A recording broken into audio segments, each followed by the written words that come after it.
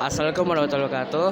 Kami dari kelompok 1 akan menjelaskan materi terkait perencanaan produksi dan jadwal induk produksi dengan nama anggota sebagai berikut.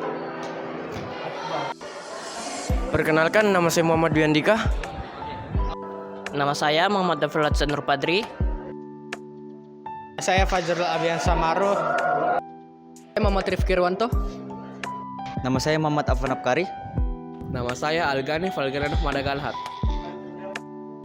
Perencanaan adalah fungsi manajemen yang mencakup usaha-usaha dan tindakan-tindakan yang diperlukan oleh pimpinan perusahaan untuk mencapai tujuan perusahaan dengan mempertimbangkan masalah-masalah masa depan. Hasil dari perencanaan adalah rencana kerja yang merupakan alternatif terbaik untuk mencapai tujuan yang telah ditetapkan. Perencanaan produksi melibatkan penentuan faktor produksi yang diperlukan untuk memproduksi produk pada periode tertentu. Sesuai dengan perkiraan yang ada, perencanaan dan pengendalian adalah dua fungsi manajemen yang tidak bisa dipisahkan dalam berbagai bidang kegiatan, termasuk produksi. Perencanaan melibatkan penetapan tujuan, integrasi tujuan-tujuan tersebut, serta pengawasan.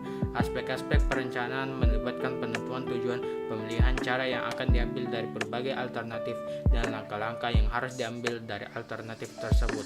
Dalam konteks produksi, perencanaan melibatkan pengorganisasian sumber daya seperti tenaga kerja, bahan baku, mesin, dan peralatan lainnya untuk memproduksi barang sesuai dengan permintaan yang diharapkan di masa depan. Oleh karena itu, peramalan merupakan bagian integral dari perencanaan produksi. Assalamualaikum warahmatullahi wabarakatuh. Saya Algani Valgeranov akan membawakan materi bagian tujuan perencanaan produksi. Tujuan dari perencanaan produksi ada 5. Yang pertama, untuk mencapai tingkat keuntungan tertentu. Yang kedua, untuk menguasai pasar tertentu. Yang ketiga, untuk mengusahakan supaya perusahaan dapat bekerja pada tingkat efisiensi tertentu. Yang keempat, untuk mengusahakan dan mempertahankan supaya pekerjaan dan kesempatan kerja yang sudah ada tetap pada tingkatnya dan berkembang. Yang kelima, untuk menggunakan dengan sebaik-baiknya fasilitas yang sudah ada pada perusahaan bersangkutan. Sekian dari saya. Wassalamualaikum warahmatullahi wabarakatuh. Jenis-jenis perencanaan produksi. Berdasarkan jangka waktu, maka perencanaan produksi dapat dibedakan menjadi 3 jenis, yaitu yang pertama perencanaan produksi jangka panjang. Lama perencanaan yang terjadi sekitar 2-10 tahun dengan tujuan merencanakan strategi pengembangan perusahaan. Yang kedua ada perencanaan produksi jangka menengah. Lama perencanaan sekitar 1-24 bulan bertujuan untuk merencanakan kerja suatu perusahaan agar dengan kapasitas dan fasilitas yang dimiliki dapat memenuhi permintaan yang sesuai berfluktuasi dengan biaya minimum. Yang ketiga ada perencanaan produksi jangka pendek. Lama perencanaan sekitar 1-30 hari digunakan untuk menghasilkan produk melalui penjadwalan. Kenalkan, nama saya Muhammad Dafir Nur Padri dari kelas 11 TKJ 3. Nah, kali ini saya akan menjelaskan manfaat perencanaan produksi. Manfaat perencanaan produksi itu ada 2, yaitu manfaat bagi konsumen dan manfaat bagi produsen. Pertama-tama, mari kita masuk di manfaat bagi konsumen. Manfaat perencanaan produksi bagi konsumen itu ada 3. Yang pertama, harga barang lebih murah. Perencanaan produksi akan dapat menimbulkan adanya peningkatan produktivitas kerja serta efisiensi kerja. Dengan naiknya produktivitas dan efisiensi kerja tersebut akan mengakibatkan menurunnya harga pokok produk yang dihasilkan. Nah, yang kedua, kualitas barang yang unggul. Kualitas barang yang semakin baik dapat menjamin kepuasan konsumen sebagai pemakai. Dan yang terakhir, ketepatan waktu penyelesaian. Dengan tepatnya waktu penyelesaian, maka konsumen tidak perlu menunggu atau menunda kebutuhan. Nah, kita beralih ke manfaat bagi produsen. Nah, manfaat bagi produsen itu ada 2. Yang pertama, kemantapan dalam kesempatan kerja. Hal ini berarti bahwa para karyawan memperoleh manfaat dari stabilitas usaha dari perusahaan di mana mereka bekerja. Nah, yang terakhir, perbaikan kondisi kerja. Perbaikan pada kondisi kerja akan dapat meningkatkan produktivitas kerja dan akan semakin diperhatikan. Ya, Assalamualaikum warahmatullahi wabarakatuh. Saya Muhammad Dwi Andika dan saya akan membacakan JIP atau jadwal induk produksi.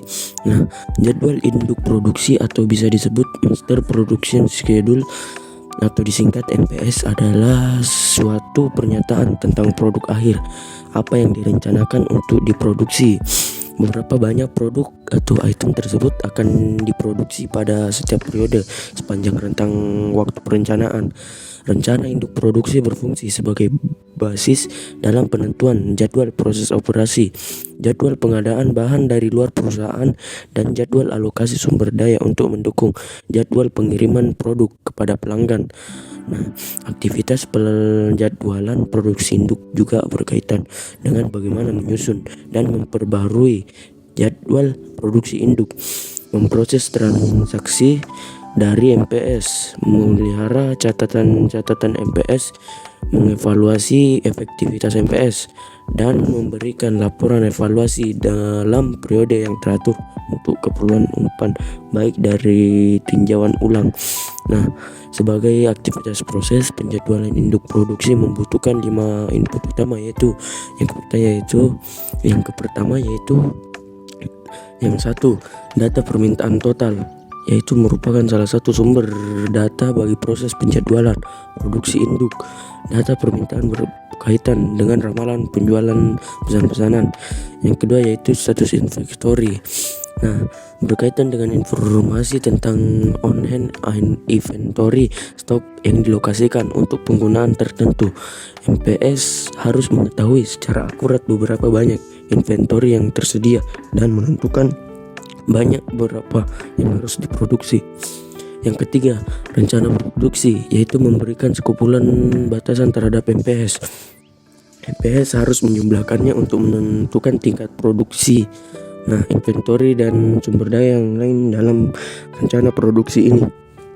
Yang keempat yaitu data perencanaan, berkaitan dengan aturan-aturan tentang load sizing yang digunakan stok pengaman atau bisa disebut safety lock, dan waktu tunggu atau disebut lead time dari masing-masing item.